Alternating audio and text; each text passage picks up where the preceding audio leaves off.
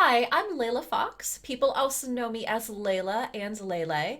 Today I am so excited to be joining the awareness campaign with Save the Children and No Kid Hungry called Save with Stories.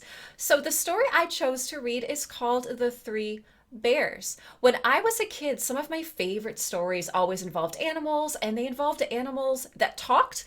I always enjoyed happy, fun stories, and you're going to find that as I'm reading this one, it's going to seem very familiar to the one that we do know called Goldilocks and the Three Bears. So here we go. This is called The Three Bears. Golden Hair had never wandered far into the forest, but one day in the early autumn time, as she was gathering bright leaves and goldenrod, she strayed farther than she knew and came upon a lonely gray cabin under the mighty trees. A slab of wood beside the half open door told who lived within. It read Papa Bear, Mama Bear, and the Tiny Bear. So this is where the Jolly Bears live, said Golden Hair as she knocked upon the door. I want to meet them. No answer came to her knocking, so she pushed the door wide open and walked in. It was a most disorderly house, but a bright fire burned on the hearth, over which hung a big black kettle of bubbling soup, while on the table nearby were three yellow bowls of different sizes. A big bowl for Papa Bear, a medium-sized bowl for Mama Bear, and a little bowl for the Tiny Bear, said Golden Hair. That soup smells good, she went on to say, but my, what an untidy house. I'll put the place to rights while I am waiting for the bears to come home. So she went to work to sweep and dust and soon had the room in order. Then she went into the bedroom and made up the three beds, the big one for Papa Bear, the medium-sized one for Mama Bear, and the little one for the Tiny Bear.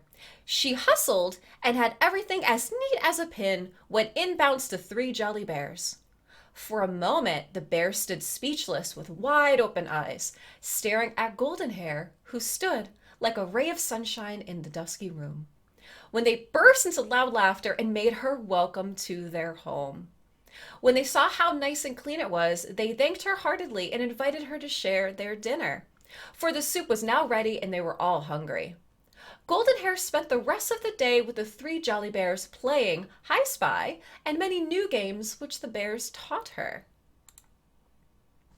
When the afternoon sun was sinking in the west, the little girl said she must be getting home, for her grandma would be anxious about her. The three bears would not let her go alone, so they all set off together through the twilight woods, a merry company. Golden Hair rode upon the broad back of Papa Bear, while Mama Bear and Tiny Bear walked gaily on either side. In this way, before night had fallen, they came clear of the wood and up to the home of Golden Hair. To be sure, the grandmother was much surprised to see the shaggy company with her little golden hair. But when she saw how jolly they all were and how handy they were in helping Golden Hair to get the supper, she was delighted to have them stay and gave them welcome. Papa Bear split the wood, brought it in, and built the fire.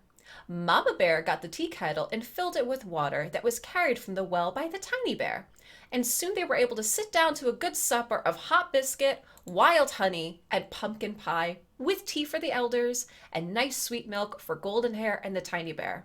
I gotta tell you, that meal sounds really, really good. The grandmother liked the three bears so well, and the bears were so delighted with the comforts of home, that they all decided to live together for the general good. Papa Bear would do the chores and stand guard over the house at night. Mama Bear would do the housework under the direction of Golden Hair, while the Tiny Bear would wait upon Grandmother and run errands for the household. And so it came about that the three bears moved their three bowls and their three beds to the home of Golden Hair and her grandmother the very next day. And from all accounts, they were happy ever after. At any rate, the fame of Golden Hair and the Three Bears spread far and wide through all the countryside, so that on holidays troops of children came to play with the four jolly friends. The good-natured bears were always anxious to please the children. They would get up games under the greenwood tree in the summer, and merry sports upon the ice lake or snowy hills in the winter. They did their best to make life for all one glad round of joy. Just how long they lived thus, no one seems to know. For it was a long, long time ago, and nothing is left but a joyous memory of a happy golden time. Thank you so much for listening to my story of the three bears. I really, really hope that you enjoyed it.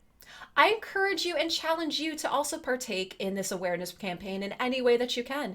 Even maybe read a story of your own. If you are looking forward to being a part of the cause, details will be down below on how you can help. And thank you so much again. Bye.